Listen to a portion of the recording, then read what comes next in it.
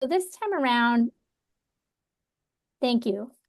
So in general, we do try to record these meetings for those of you that are not able to join at this particular time, you're able to kind of review that later, and we can make this one available. Last month's speaker, we were not able to record that particular session for at the request of the speaker, and so we don't have that available. But there are notes, as I said, that are tied. There's a link to that Google Doc that's in the invitation that you have for that. And so just a few kind of updates for the group. We usually just kind of try to start out with just a quick roundtable related to updates of interest. I've got a few here, and then I want to also see if there's anybody else that might want to share anything. One of those is related to the Eielson Air Force project. Last night there was actually a meeting at Eielson Air Force Base related to that project. And so I don't know, do we have actually, is Corey Poland, are you online, and would you be able to give us a quick overview of how that meeting went yesterday? Just I do not believe Corey was able to join. Okay. That was my understanding. Darn. Okay. I think she was going to try to join us at the last minute. Was anybody else? Was anybody else there that was present that's here today that could give us a quick overview? Hi, my name is Gary Shu. I was there for Tanana Chiefs Conference as a member of the council. I don't want to say too much about some of the information that was provided, but they provided an update of the schedule and the size of the reactor. So it sounds like things are moving along. Specifics I'll leave for Oklo and Allison to disseminate. Yeah, that sounds great. I've heard a couple things that some of the information was still embargoed, so it should be coming out hopefully pretty soon in any kind of news update. But it sounds like it was a good meeting. So glad to hear that. Does anybody else want to share anything from that? I'm looking at the list here. We were hoping to have somebody from the Air Force to give a quick overview, but it looks like we don't have anyone. So possibly if anyone notices, maybe Claire or Carolyn, that someone joins later on, we could maybe do a quick update at the end of this meeting if they're on. So all right. So last time around, we talked about we have a tour to Idaho National Lab that's coming up. That's specifically geared toward Alaska utility reps. It's going to be at the end of next month, April 28th and 29th. So we'll make sure that we do a readout of that once we come back. But INL's been really terrific in terms of hosting us for that particular event. And so we've got really good participation from utilities from all over the state, from Southeast to Western Alaska and the Rail Belt. So that will be that'll be a good opportunity for folks to learn a little bit more. I think we have a slide. This is another thing that just came in. So as you guys are finding, stuff that you want to share with this group, just send it our way. The World Affairs Council is hosting a luncheon next week, I think, in Anchorage on March 31st at the BP Energy Center. So it doesn't look like this is an event that has an online component, but this is with Ben Kelly. So he is the founder and CEO of Applied Atomics. And a lifelong Alaskan. And so I think this should be actually a very interesting presentation. So for any of those of you that are interested in joining, we can, I don't know, are we going to drop the link into the sign up for that or something, Carolyn, or just forward the email, or you're going to drop the email information in the notes? Is that what we decided? Yes. Okay, that's perfect. All right. And do we have anything else? I'm just trying to remember. Is there another update? Do we have another slide? We do. So future speakers. Oh, yes. Okay. So I just wanted to share this with you, with the group, assuming that some folks might drop off toward the end. Our next speaker, we're going to actually move up the April Alaska Nuclear Working Group meeting, this meeting. Normally we do it the 4th Tuesday of each month, just to make things super complicated to keep track of. But it's the 4th Tuesday of each month. Next month, we're going to do it 1 week earlier because of that INL tour. And so we are working with Mike McElhaney to get an update from the DOE Office of Nuclear Energy. So this will be next month, this time, but 1 week earlier. So we really want to hear about the administration's priorities for nuclear energy and some of the programs that they've been initiating, starting with number of executive orders that came out at the beginning of this administration. And now there's a lot of implementation related to those initial executive orders. And so it'll be really great to hear a bit of an update. Is Mike on today? Does he want to chime in at all? So we might not have Mike as well. I think that whole group is, I believe they may even be going down to Nenana today. I'm not certain. So, okay, no Mike. And then in May, we're going to be having Radiant Energy. So one of the vendors that's going to be testing at Idaho National Lab later this year, they are going to be presenting on their work. And they've been a company that's been quite involved with Alaska for a very long time. And then we're working on speakers beyond that time frame. So if anyone has any suggestions, we've got some ideas and some plans for additional future speakers. But if anybody wants to chime in, this is, this is a working group, and we want to make sure that we are hearing what all of you are interested in. I do know that one request was an update on nuclear fusion technologies and where that is at. And so we're going to try to get a presenter on that sometime over the summer. Okay. Any updates from anyone else here that's participating today that they would like to share with this group?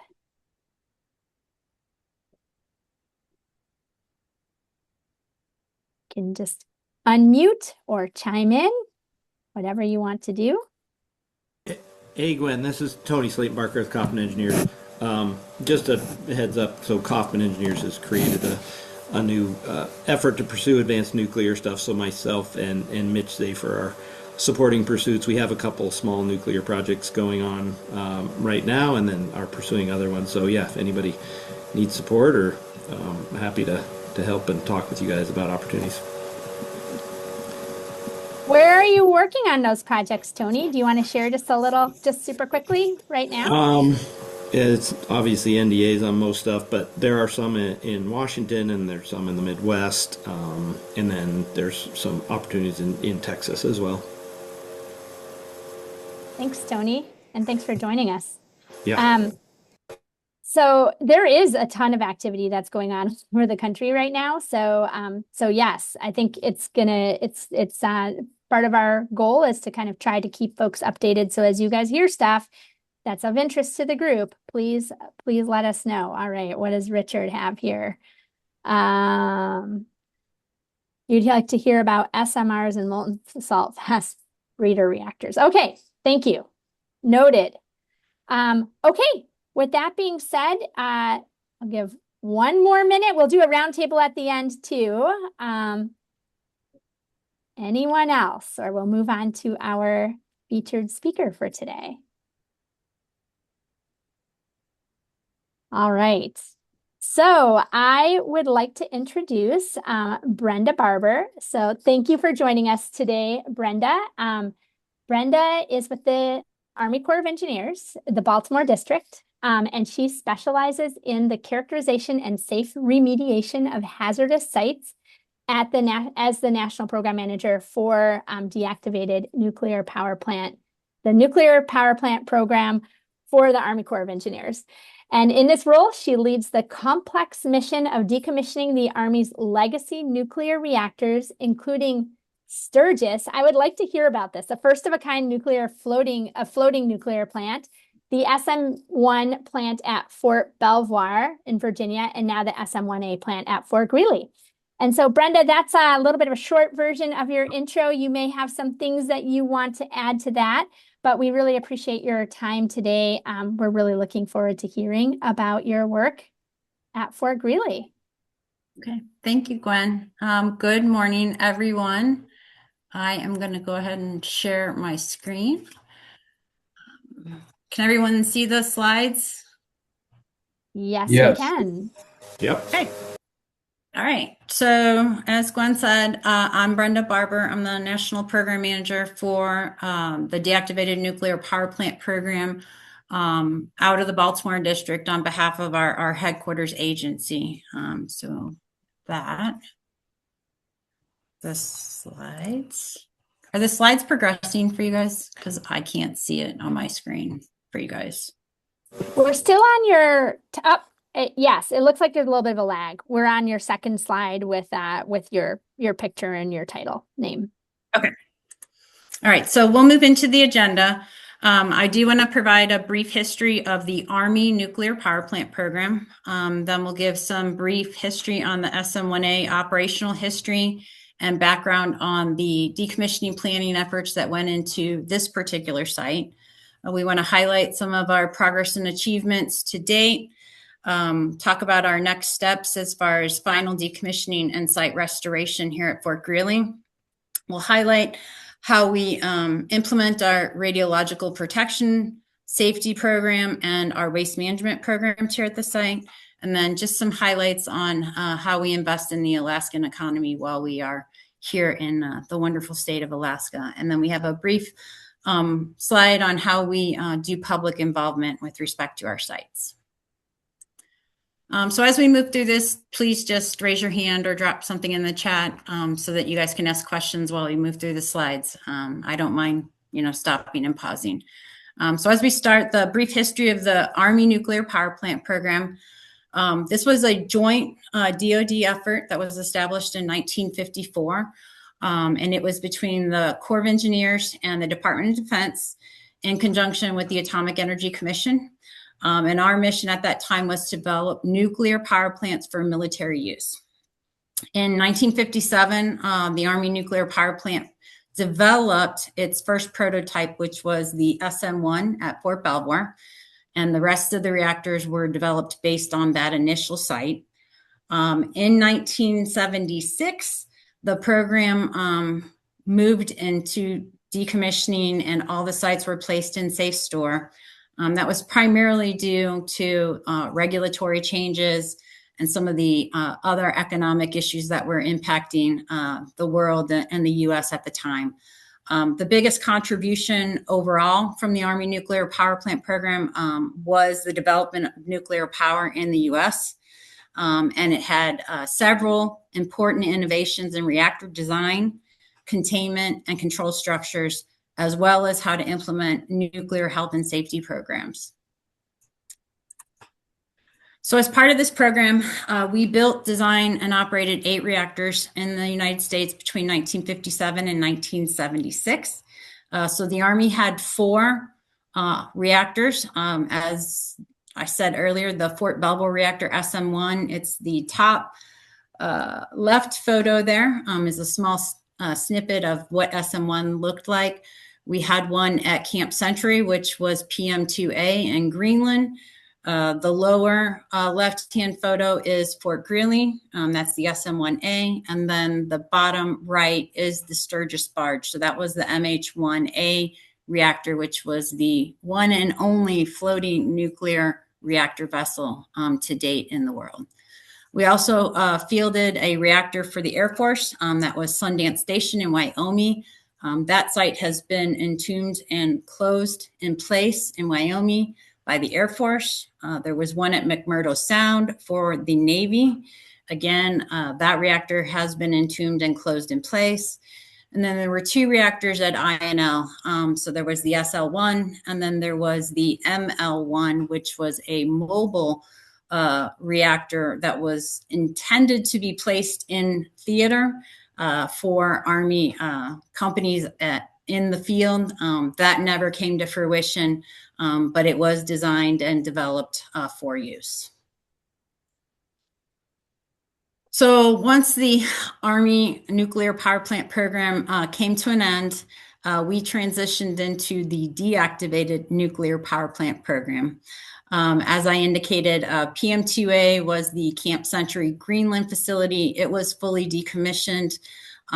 If you're interested, there's a very good YouTube video of that called the Ice City. It was a reactor that was built under in ice tunnels, actually in Fort Greely, or at Greenland, sorry, to see how a reactor would function in those environments. Then the Army had 3 remaining reactors, the Sturgis, the SM-1 and SM-1A. Sturgis has been fully decommissioned. We completed that in 2019. And at this time, we still hold decommissioning permits for SM-1 and SM-1A, which are still under active decommissioning at this time. So as part of our deactivated nuclear power plant program, all of the sites were placed in safe store. So all the fuel was removed. All the waste was transitioned back to DOE under AEC at the time. And then the USACE was tasked by the Army to ensure the security of all residual radioactive waste, which is primarily subsurface soils contamination, and then the reactor components that were left at each site. We did structural inspections for SM-1 and SM-1A, and then we did a vessel inspection of the Sturgis when it was still in the fleet. We perform environmental monitoring every year at all of our sites. And the last and remaining site, SM-1A, we have to be complete with our decommissioning by 2033. We do adhere to the 60-year rule established by the Nuclear Regulatory Commission. So we have a couple more years left before we need to be complete with all of our reactors. So with respect to our regulatory framework, we were authorized under Section 91B of the Atomic Energy Act of 1954 to build and run and operate these reactors. We fall under the Army Reactor Program, which is Army Regulation 50-7. That primarily relies on guidance under the Nuclear Regulatory Commission, but does stipulate some very specific Army requirements. Our radiation safety programs are built around Army Regulation 385-10. And then we develop our own radiation protection programs in accordance with those. Our Army reactor permits are issued to us by G357. At this time, our reactor office is transitioning to the DASA's Office of Environmental Safety and Occupational Health. So we will be getting new permits, and our regulatory framework will be changing slightly as we finish these projects. And then the Army Reactor Office does facilitate a Army Reactor Council. So those are subject matter experts throughout the Army who provide input on security, radiation protection, environmental, and waste compliance issues.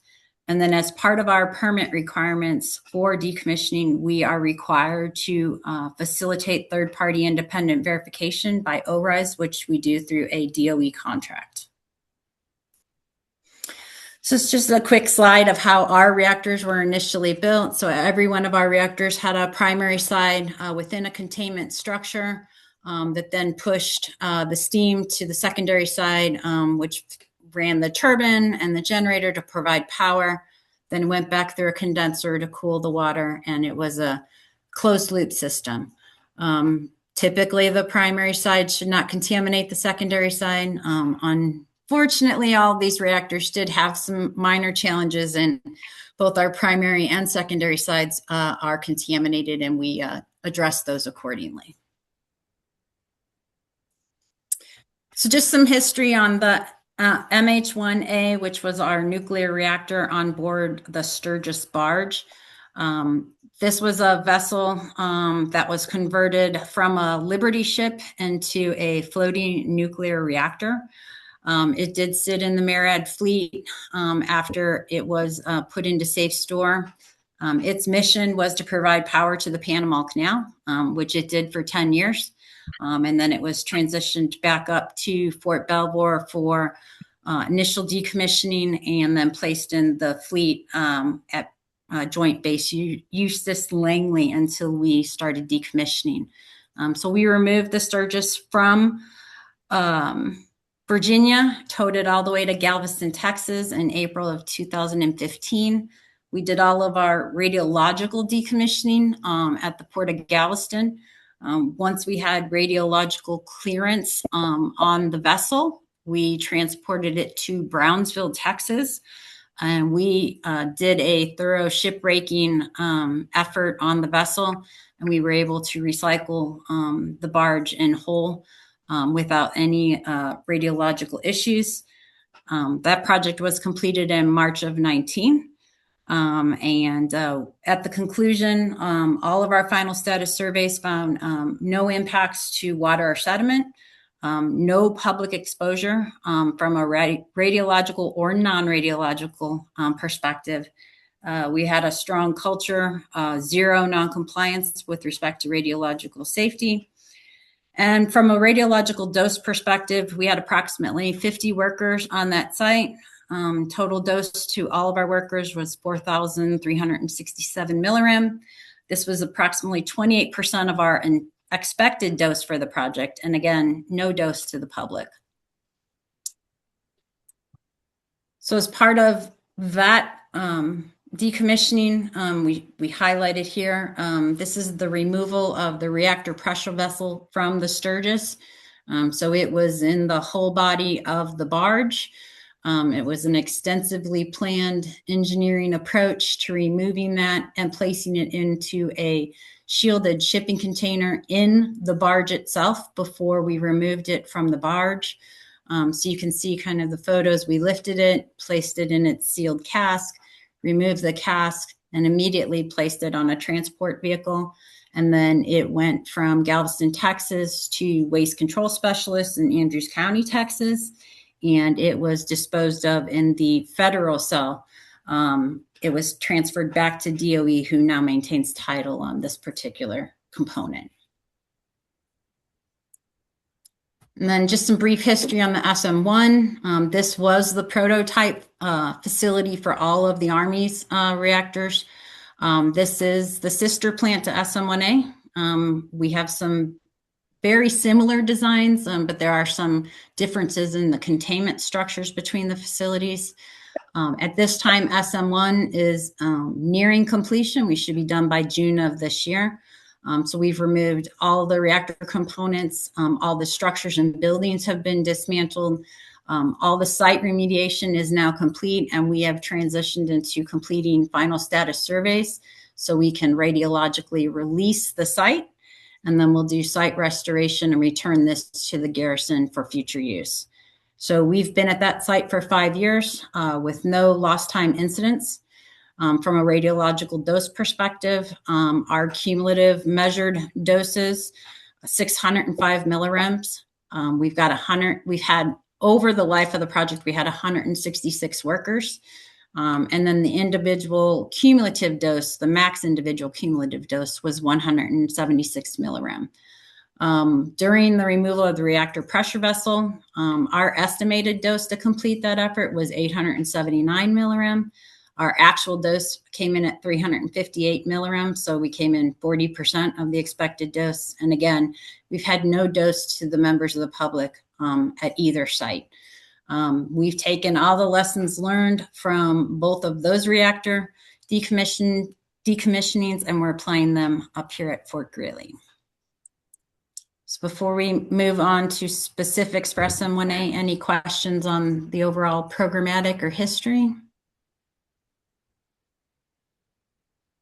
And folks can feel free to drop questions in the chat, or we'll kind of move on to that at the end. So yes, Brenda, maybe we'll just encourage folks to drop chat messages in the chat. Otherwise, you can just continue.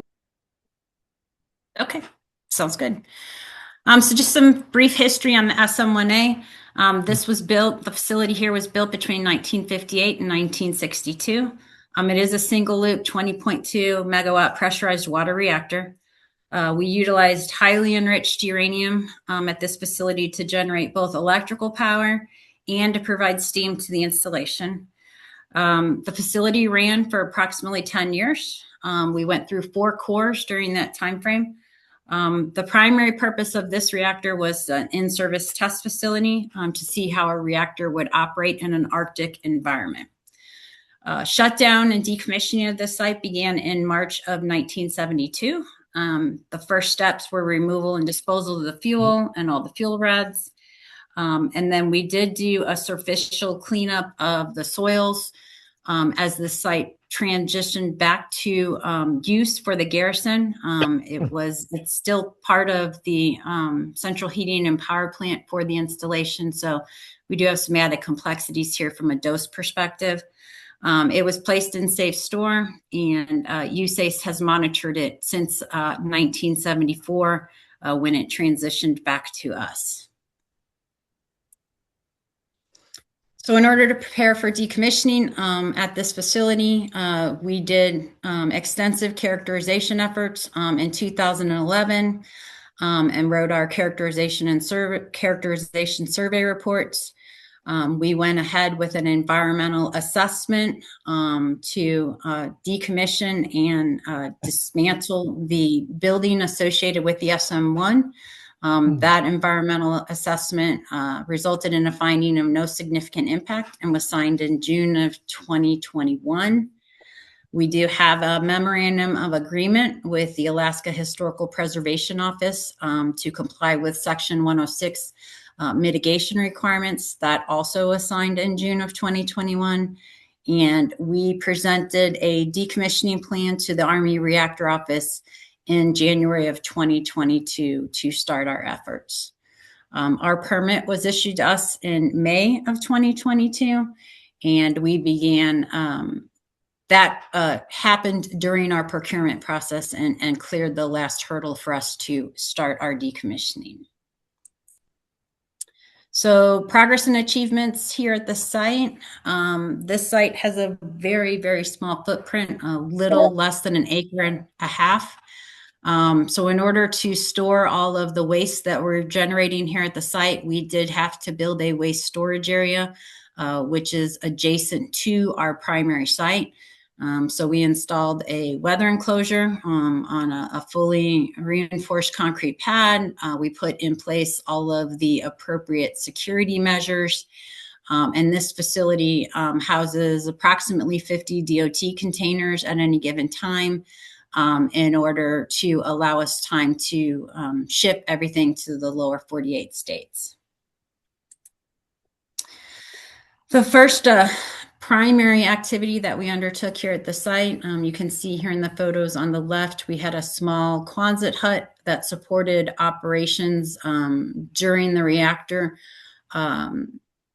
period, and we abated and demolished that first to expand the footprint of our site and make room for some of the site activities that needed to occur.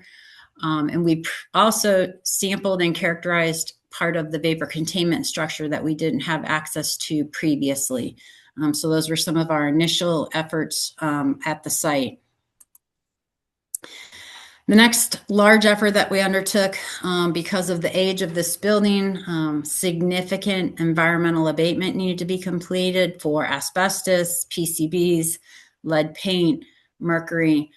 So we went into a comprehensive abatement of what we call Building 606 North, which is the reactor side of the building.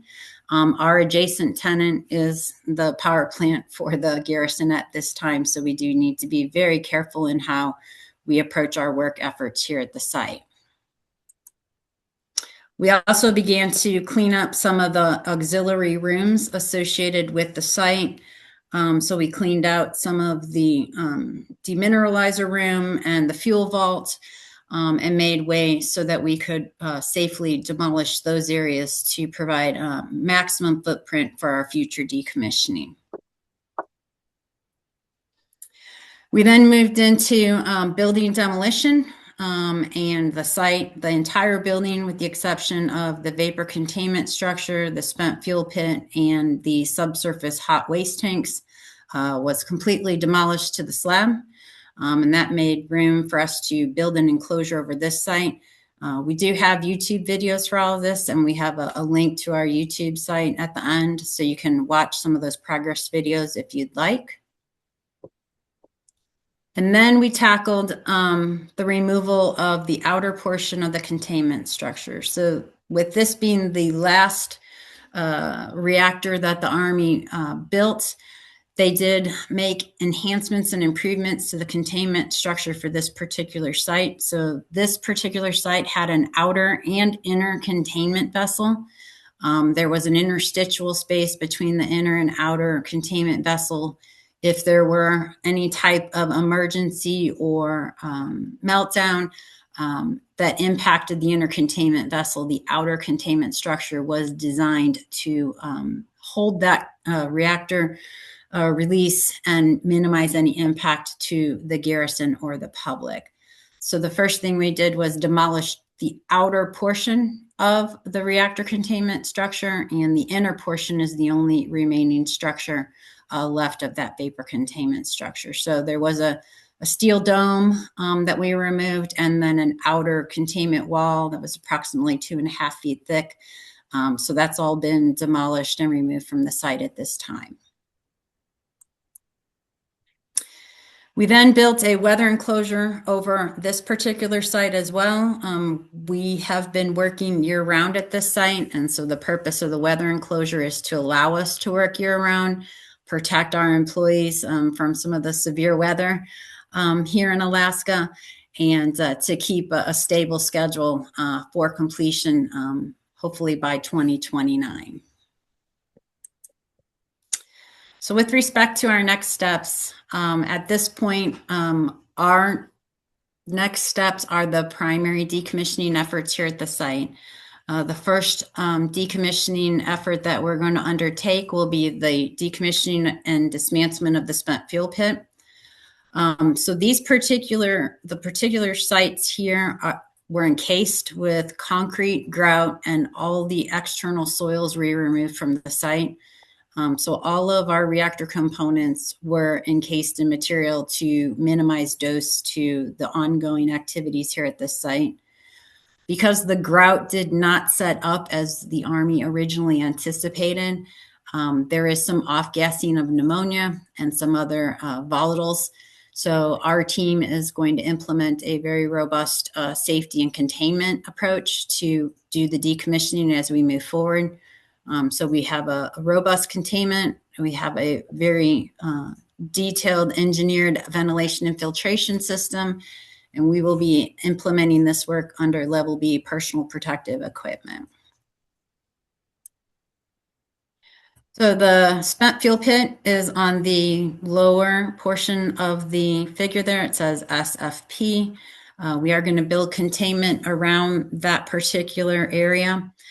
We have our ventilation systems in place. All of the air that we're pulling from the containment system will run through 2 HEPA systems, then through a GAC, a granular activated carbon unit, and then it'll be discharged through a diffusion connex to the external air.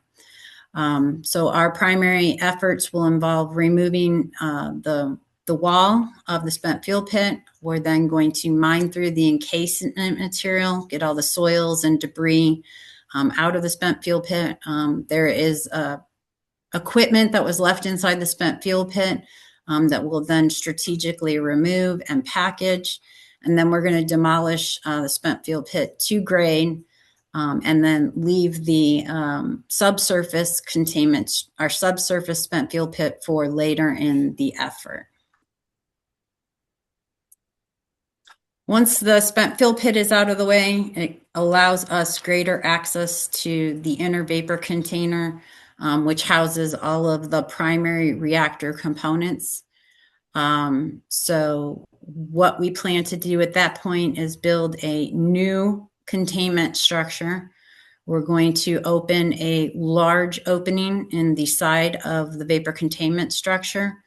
And then we're going to work our way into the containment structure and strategically remove the encasement material, the primary shield tanks, gain access to the reactor pressure vessel, and eventually we will remove all of the items from the containment structure.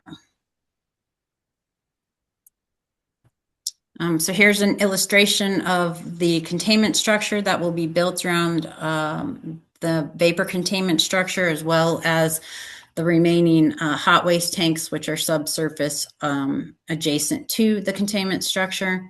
We will be expanding our ventilation system because of the size and complexity of the containment, as well as the amount of grout and encasement material that's in the containment structure.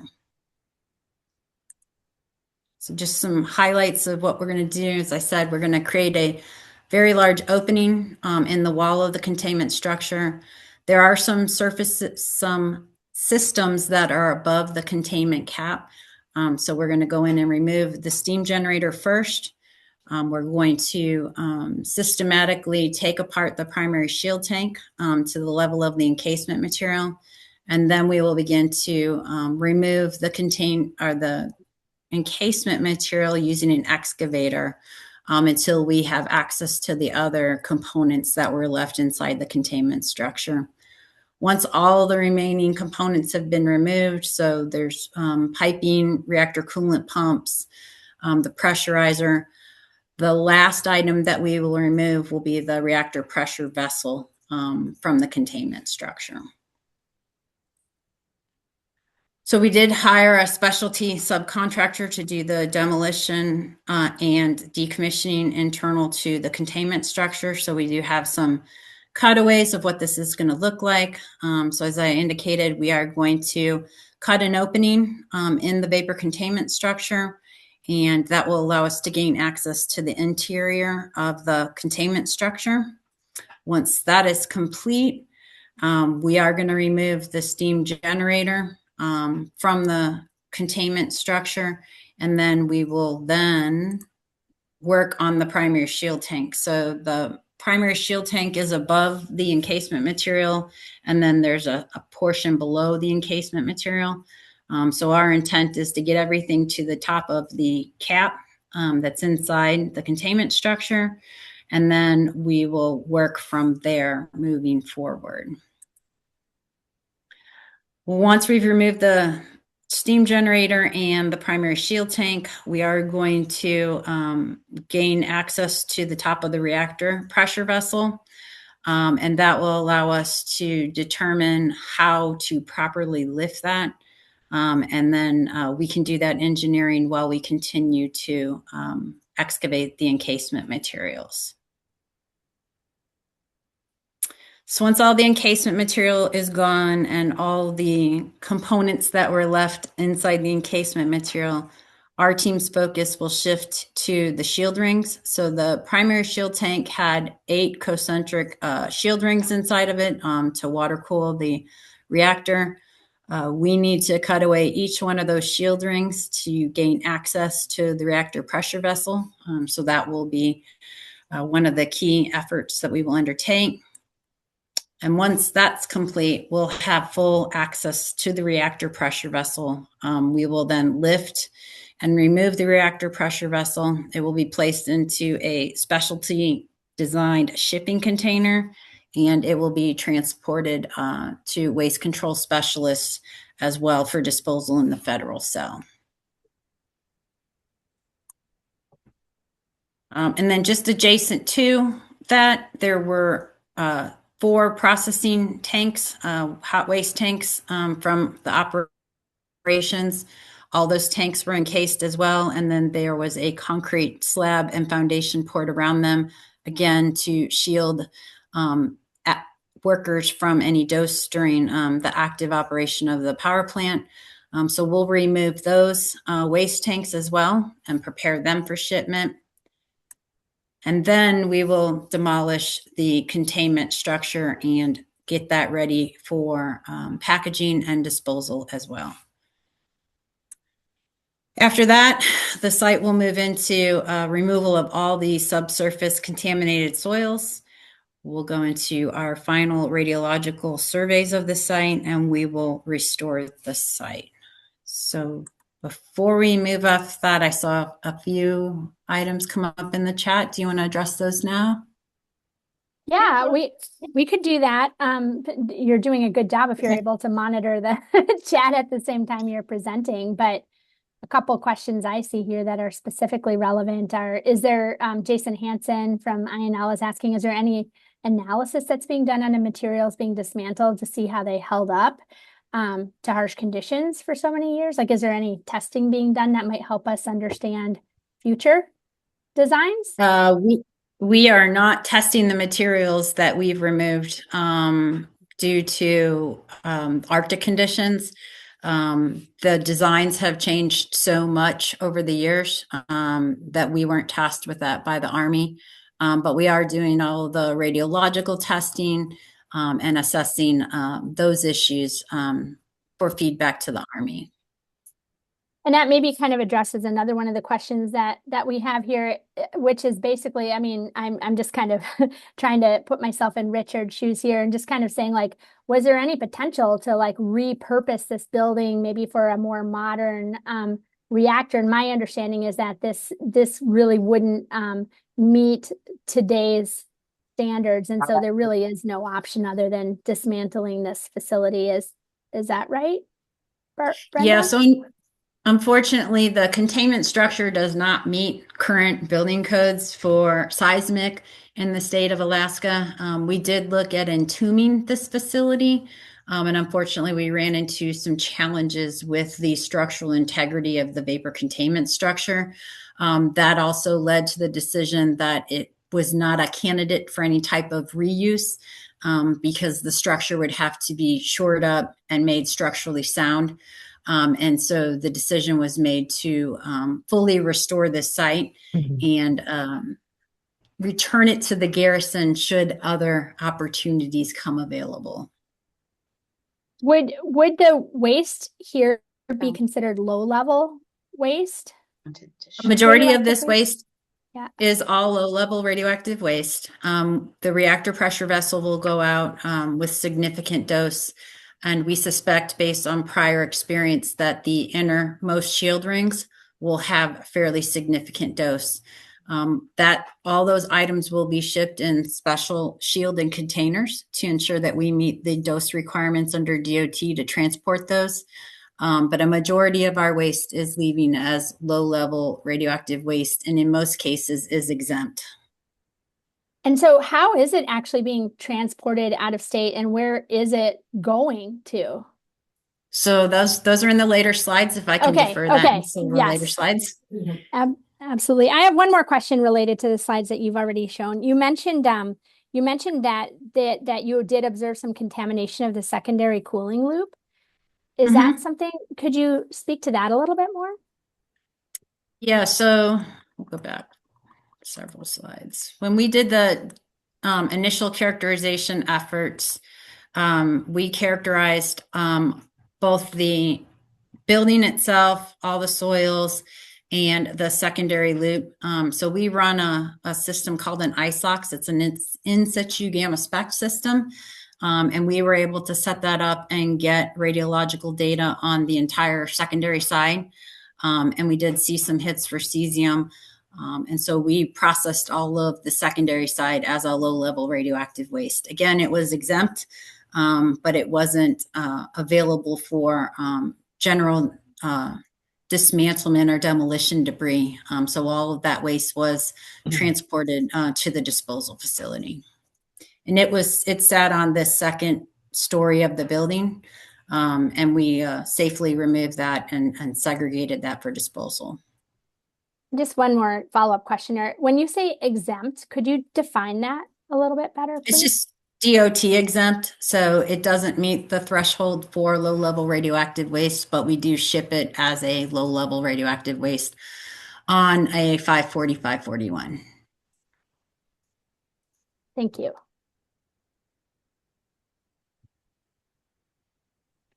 Any other questions before we move on?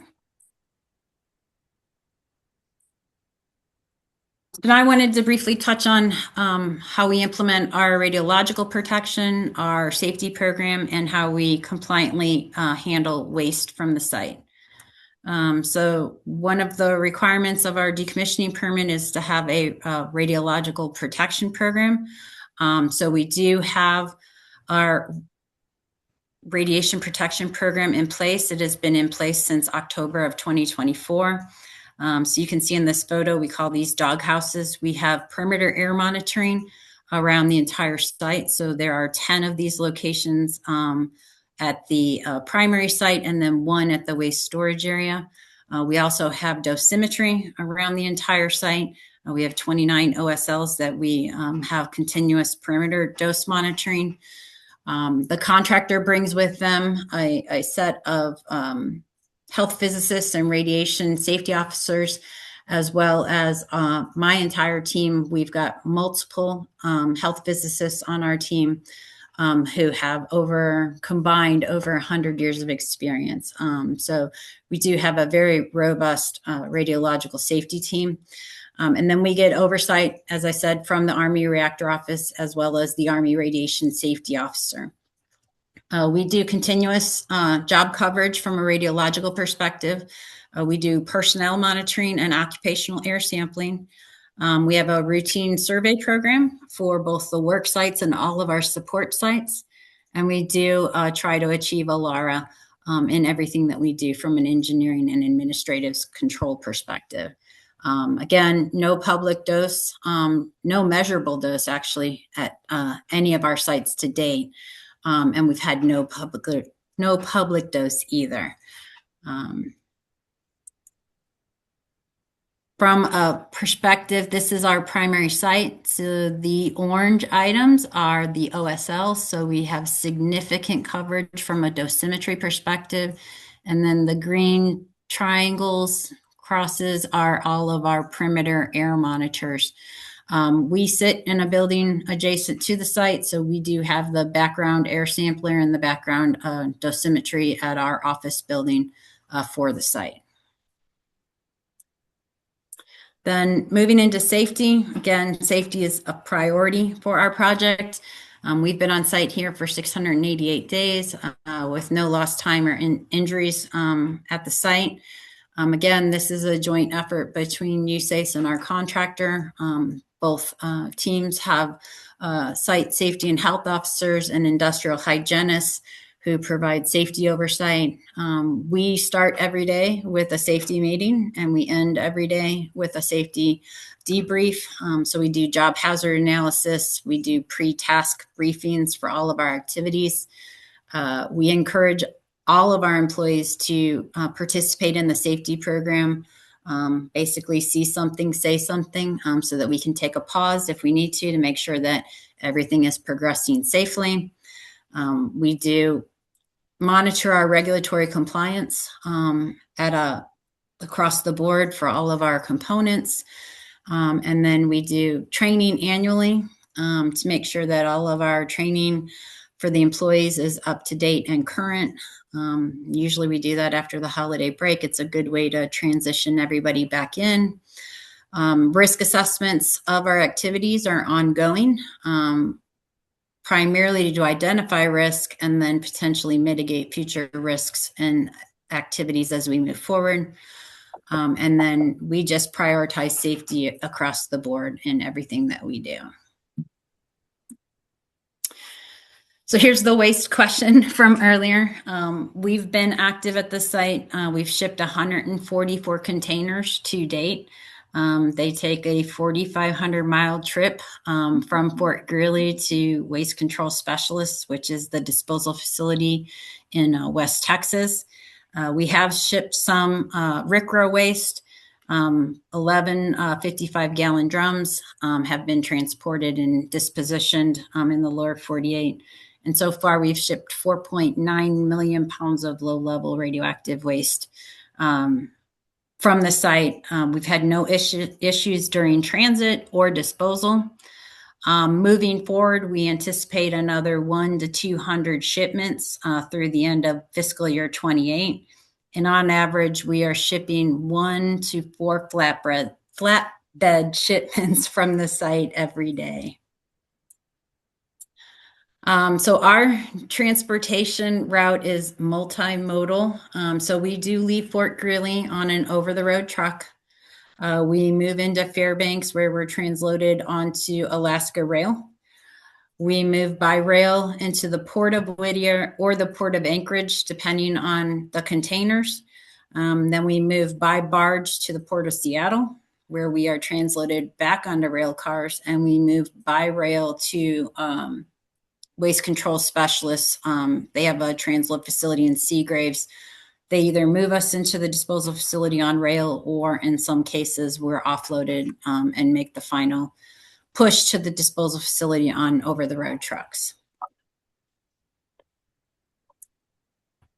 During the initial environmental assessment, we looked at potentially adding the Port of Valdez as an option to ship waste out of.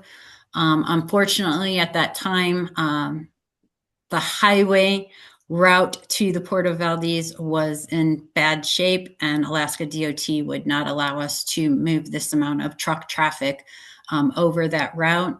Due to the improvements along that transportation route, the Port of Valdez is now an option for our team. So we are preparing a record of environmental consideration to add the Port of Valdez to our transportation route, just as a contingency if we run into any challenges with the Port of Whittier or the Port of Anchorage. And this is primarily related to the shipment of the reactor pressure vessel.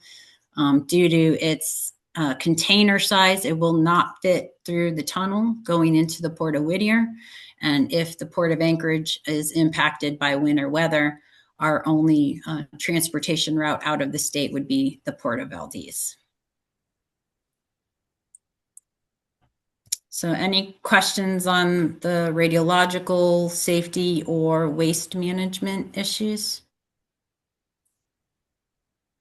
If you have a question, feel free to raise your hand or drop it in the chat. Otherwise, we'll keep going. Okay. So one of the key components of this particular project is our investment in the local community. So we do have our prime contractor is a joint venture from the lower 48. However, they have partnered with a local Delta Junction company, Heritage M2C1, who provides a majority of our equipment, our craft, and provides major support to the project.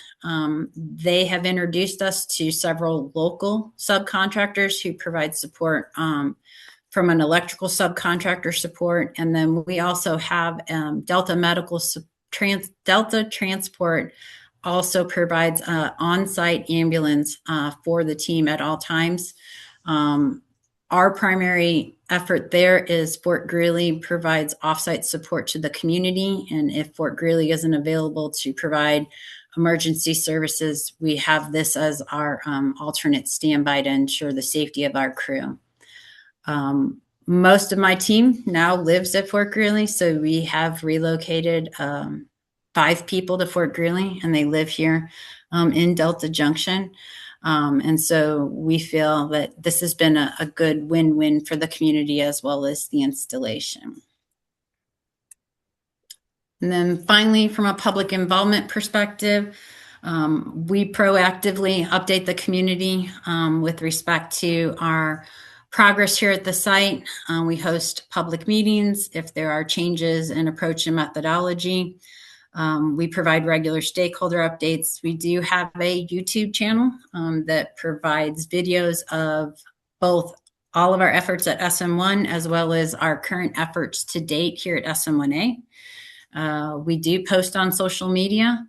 And as I said, we use public meetings and forums to provide feedback and engage with the public. So any questions on our project or our program as a whole? Is this your last slide, Brenda? This is my last slide, yes. Awesome. All right. I mean, I just going kind of back here, I've got some additional questions. So people, if you guys don't drop them in, then I will put some more questions in. But one question I missed earlier is the weight and the size of the reactor vessel. So you mentioned that it wouldn't fit through the tunnel to Whittier. So and the steam generator, any ideas on, like, can you share any specifications there? So we haven't designed the shipping container at this point. We're estimating the weight to be between 40 tons and 80 tons, and a lot of that will depend on whether or not there was grout placed inside the reactor pressure vessel. It's unclear to us based on the prior decommissioning report if there was grout placed in it. So we will need to assess that once we have full access to the reactor pressure vessel. Thank you.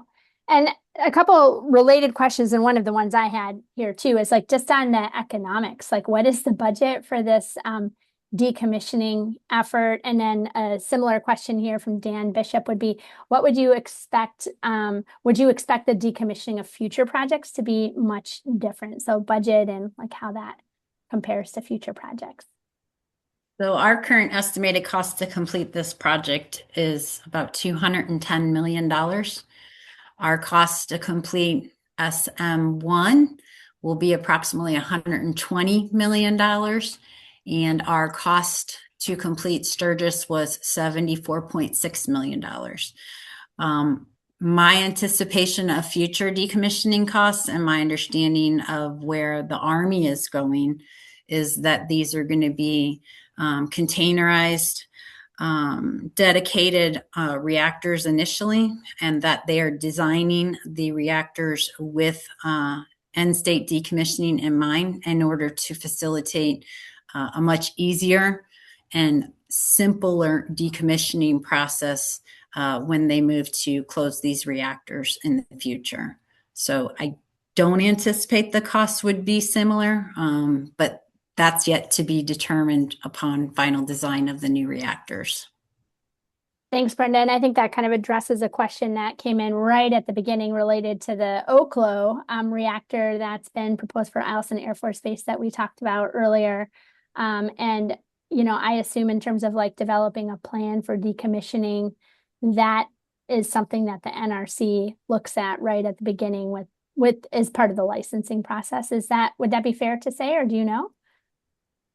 I'm not as familiar with the Eielson project since it is Air Force, but I do know for the Army that we have to have a comprehensive plan, essentially a cradle to grave for the reactors. So the decommissioning is part of that initial design effort. So a couple of questions related to the transportation and logistics. Just first, a question from me is like, was a route through Canada ever looked at, or was that feasible, or is that just not possible because you're moving it across international boundaries?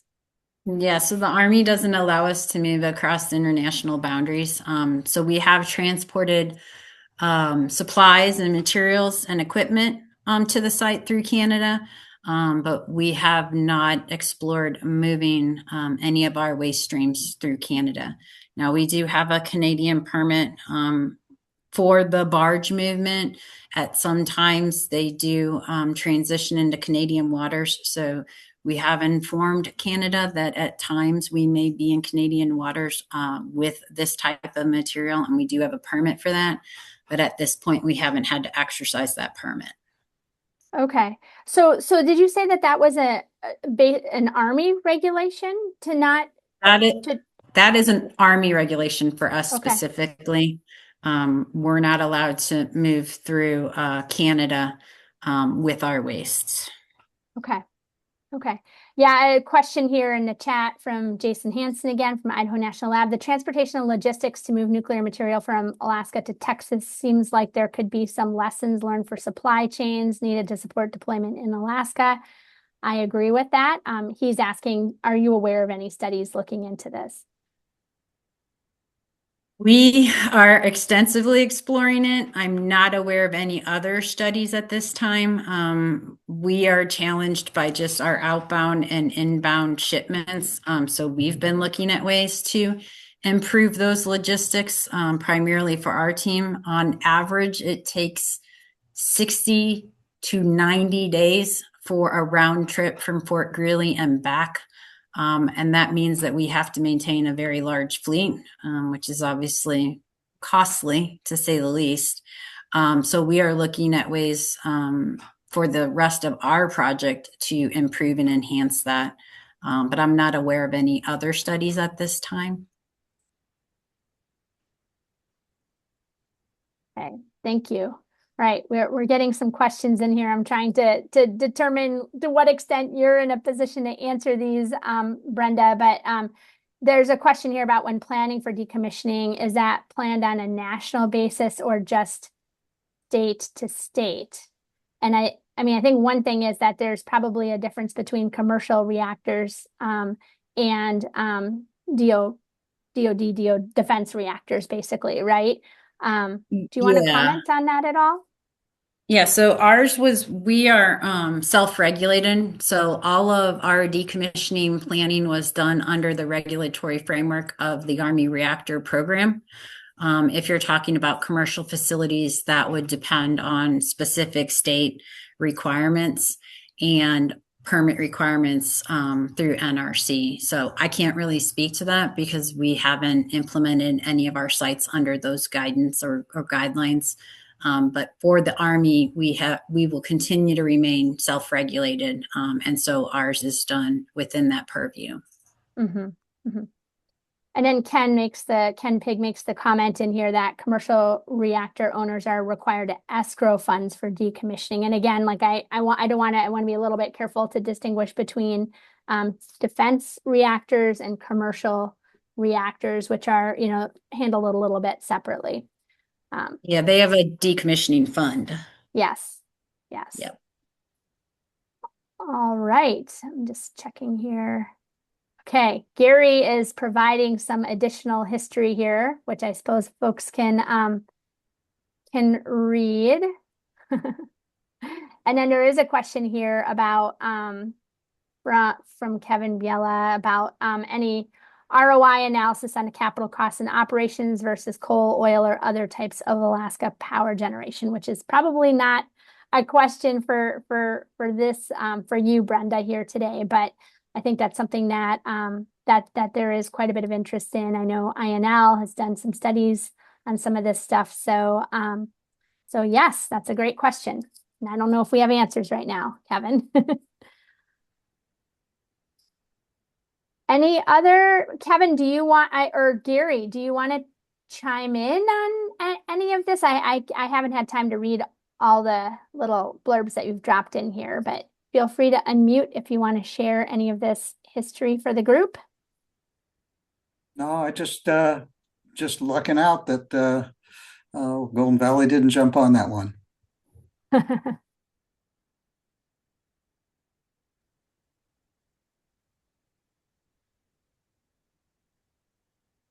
All right. Any other questions? We've got a little bit more time here, but we can definitely wrap up early. So, like I said, raise your hand, drop it in the chat. I did have one question I threw in there was about the decommissioning plans for future Army or military SMRs, that kind of stuff. Are you guys going to be involved in that pre-planning for these decommissioning plans up front? I think the primary. It took us a few seconds.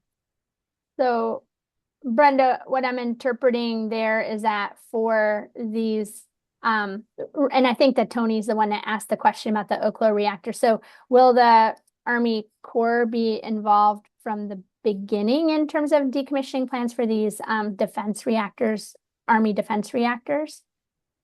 Like the I think that's Pele reactor? I don't know. So. Yeah, that's yet to be determined. I know that they are laying out the regulatory framework for the future reactors, and so they're still negotiating how all that is going to be rolled out. Okay. Thank you.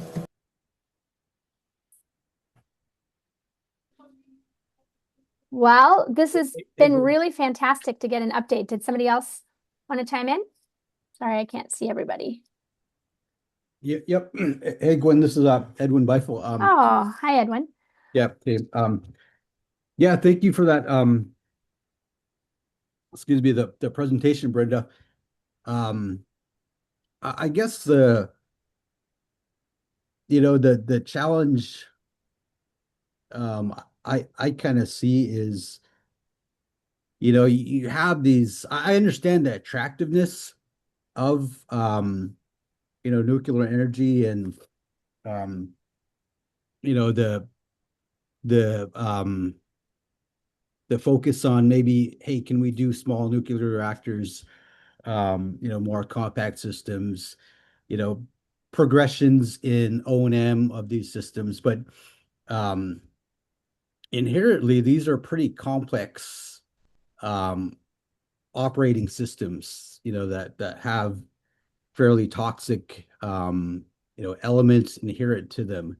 Uh, just as we, um, with the country $39 trillion in debt, you have various nation states around the world approaching, extreme debt levels.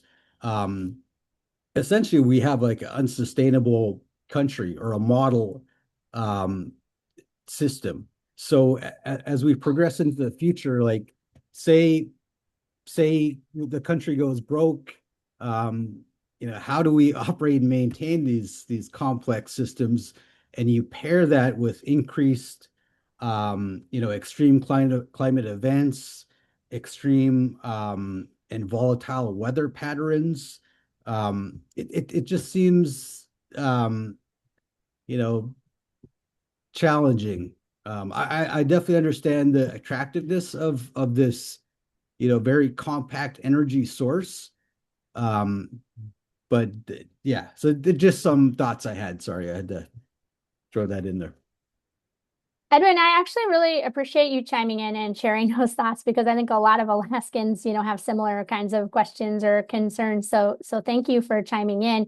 I'm not again sure it's a little bit of a comment for the group unless maybe directed directly at, Brenda. But I mean, I would chime in and say that, a lot of our energy technologies are complex, vulnerable, and have like different sorts of, pros and cons associated with them. And this is, one among many. I don't know if there's anything that really is the absolute silver bullet when it comes to our energy systems, but I think it's a point well taken. There's trade-offs with all of these. Brenda, do you have anything you would like to add on that?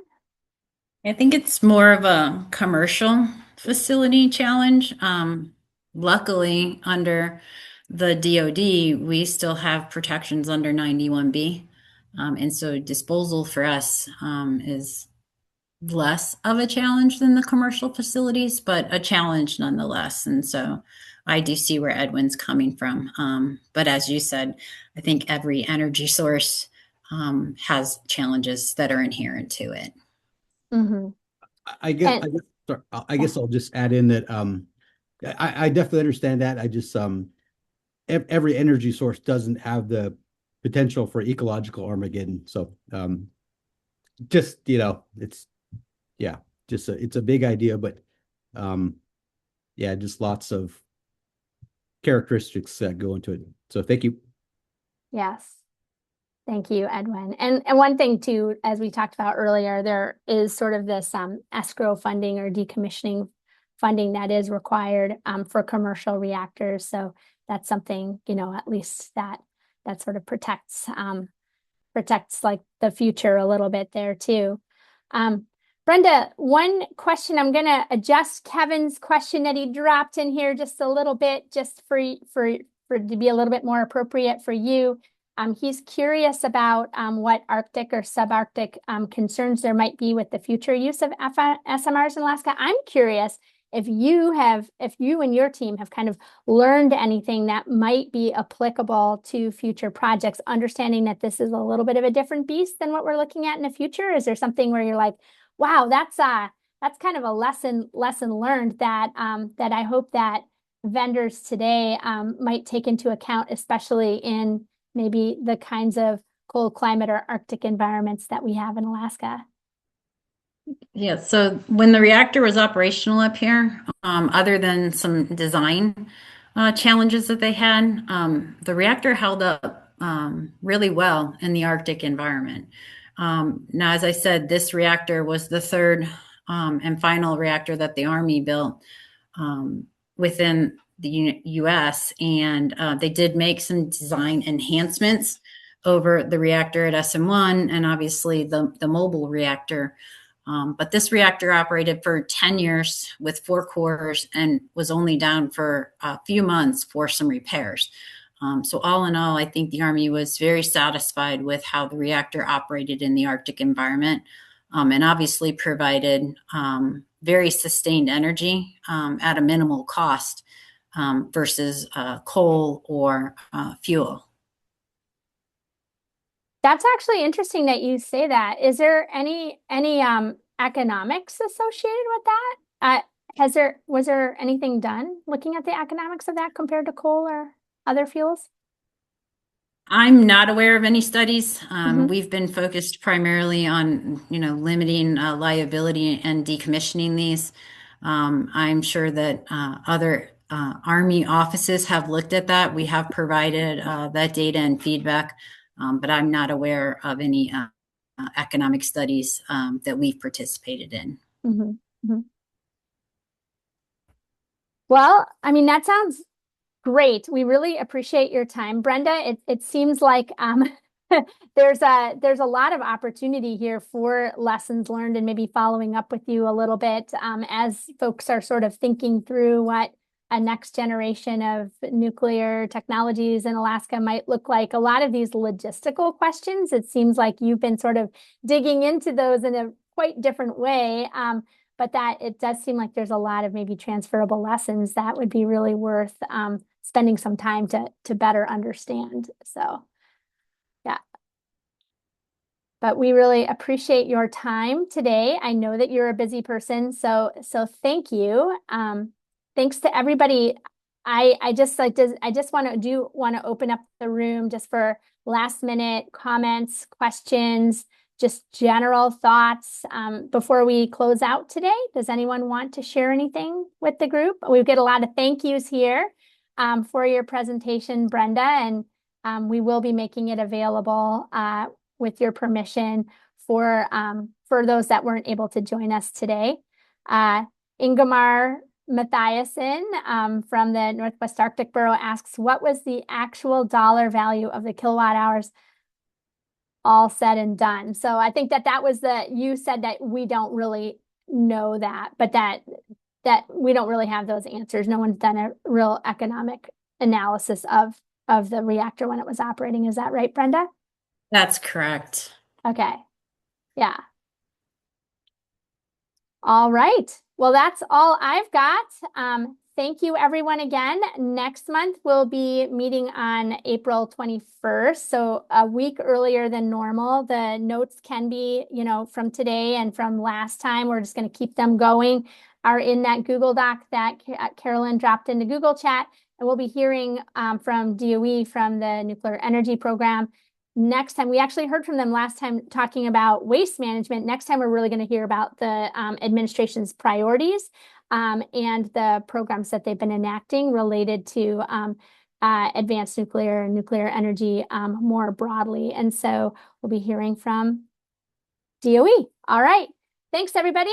I appreciate your time. Have a good afternoon, and we will we'll chat with you all. Hopefully, we'll see most of you a month from now. Thank you. Thank you.